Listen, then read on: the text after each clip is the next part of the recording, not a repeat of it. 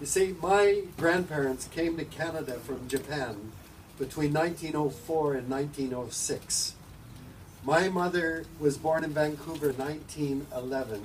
My father in Vancouver in 1909. And like all of the other Japanese Canadian kids at that time, they had no grandparents and no elders. Their grandparents and elders were in Japan. They had no roots in this land. Unlike the people who've occupied these lands for thousands of years, whose roots go back so deep. So my parents really were taught the kinds of values that immigrants to new lands all over the world have been taught. This is a resource. This is an opportunity. Work hard to buy land and exploit whatever is on it. That's the mentality of the colonizers that have come and taken your lands. And that's what I was raised to believe, because my parents were taught that as well. The change for me, the profound change, began in the late 1970s when The Nature of Things decided to do a film about the fight over logging in Haida Gwaii. This fight had been going on for many years. And I flew up to Haida Gwaii and interviewed loggers and environmentalists and politicians, forest company executives, and Haida. Now, I knew the Haida had a very high level of unemployment. They were desperate for the kinds of jobs that forestry offered them. And yet they were united in their opposition to the logging that was going on. So I interviewed a man who became their leader, but at that time he was an artist, Gu Zhao.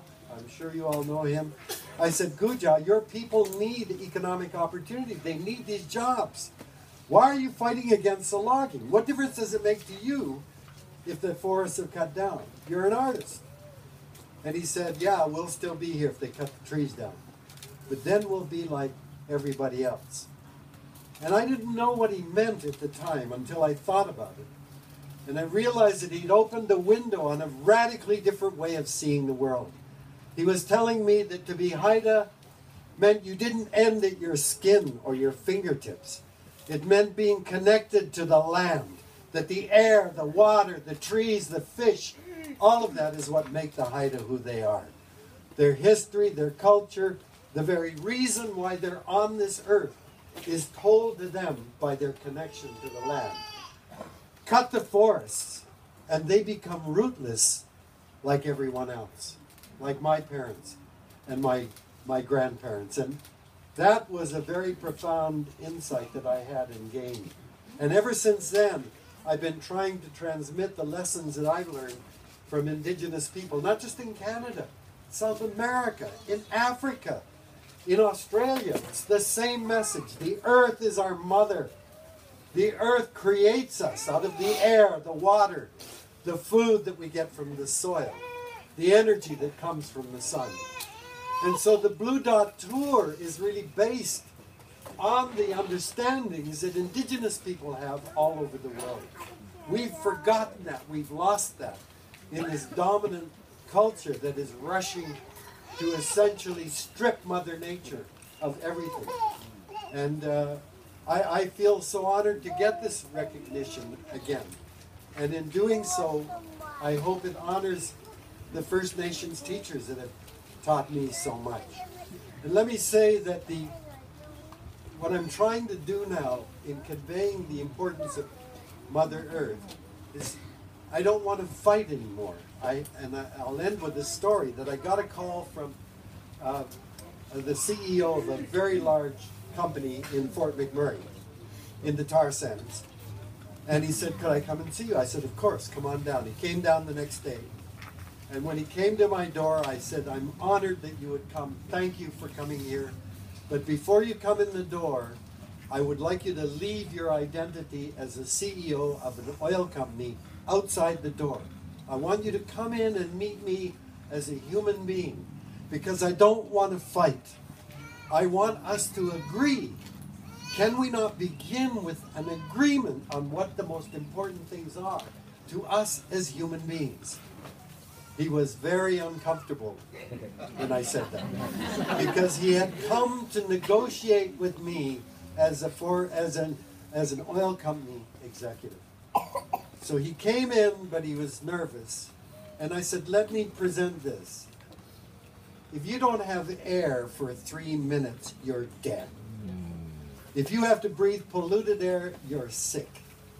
Can we not put clean air as the highest priority of any society, of any people, whether you're a CEO of a company or an environmentalist or a First Nations? Can we put clean air? And then I said, if we don't have water for 3 days, we're dead. If you drink polluted water, you're sick. Can we put clean water? And then I said, your food. Some of us may last a little longer, but on average, 4 to 6 weeks without food, you're dead. If you have to eat polluted food, you're sick. So can we put food in the soil we grow in it as a... Surely that becomes the foundation of the way that we live. That earth, air, fire, and water, what we learn from indigenous people, is what gives us our lives, our health, our prosperity, our happiness depends on clean air, clean water, clean soil, and clean energy. And then we can ask the question, how do we create a corporation that is able to live protecting those things? How do we create an economy? How do we create a society that lives all the while protecting these fundamental needs that we have? He couldn't agree with me at the end. And when he left, he was very polite, but when he left, he never came back or never called me again. But this is the challenge that we have to face. We have to get down to what First Nations people understand. As soon as I've told First Nations all across Canada what the Blue Dot Tour is all about, they said, well, of course. You don't have to First Nations, you don't have to put this as a right in your constitution. They know to the very bones that Mother Earth gives us life, and we must be grateful, and we have a responsibility to protect her. But we will now try to enshrine this in the dominant